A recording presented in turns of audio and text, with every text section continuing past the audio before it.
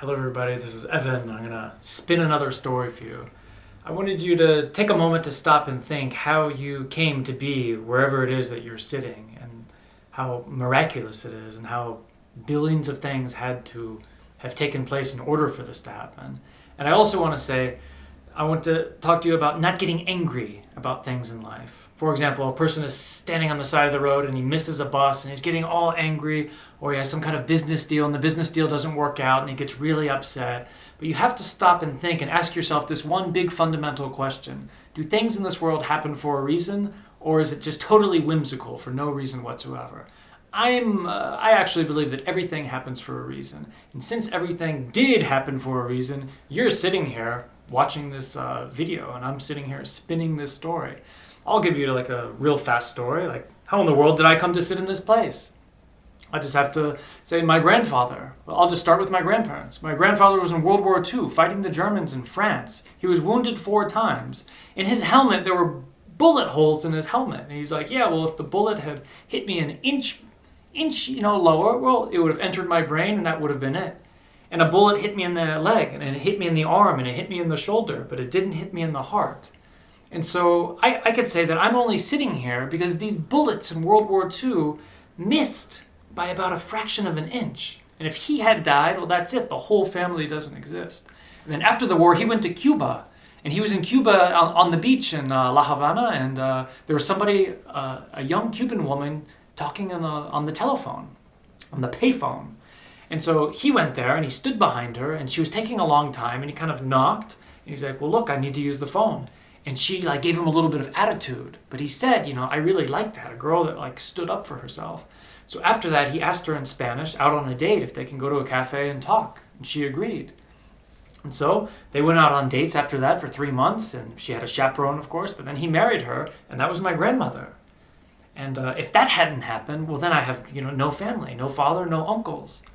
And then my father comes along, and he starts playing rugby with the University of Miami, and my mom reads in the newspaper that the University of Miami is going to play rugby at this field. And her sister came together and said, hey, let's go watch. And they went out and they watched this game. And my father was there playing. And after the game, for some reason, my father walked right up to who is my mom. And he said, hey, did you enjoy the game? My mom was like, I really didn't understand any part of it. He's like, well, let me take you to a cafe and I'll explain to you. And that's it. Right after that, they got married and then they had me. But then take my mom's side, my mom's grandparents, they were born in Georgia, and they had a shotgun wedding, and they used to go to these big church meetings in tents. And one day, my grandmother decided to go by herself. She never, ever wanted to go. Her parents were always telling her, go to church, go to church. She was like, no, I don't want to have anything to do with that. But one day, she had the idea, I actually want to go, and I want to go by myself. She was about 17 years old. So she went, and my grandfather, who had just joined the Navy, he was going to leave the next day on a big tour going around the world, but he decided to go to church on that same auspicious day, and that's where they met.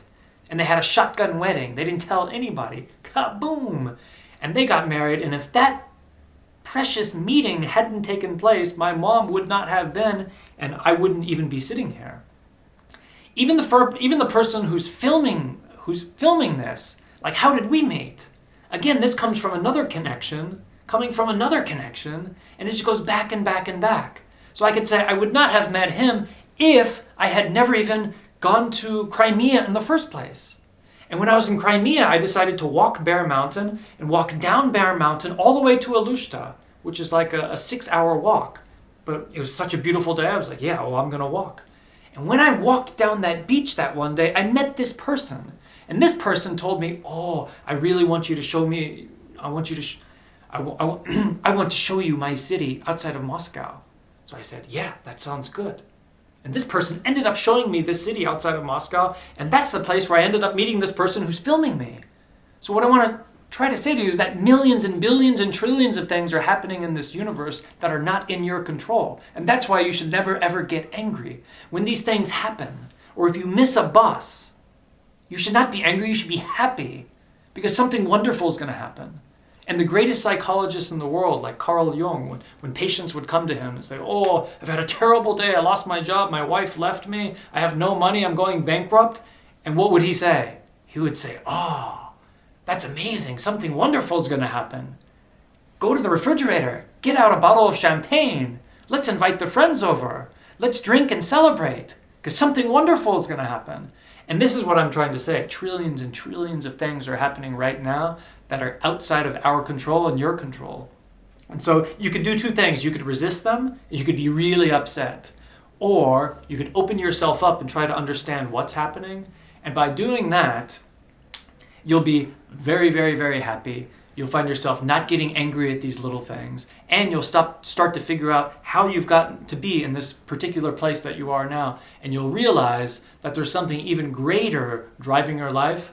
And when a kind of disaster happens to you, you could stop and think. You could be really upset about it, or you could understand this disaster is going to turn into something wonderful, like waste, putting waste down on the floor, and what grows out of this waste? Fresh new plants and beautiful roses. Hope you enjoyed the story.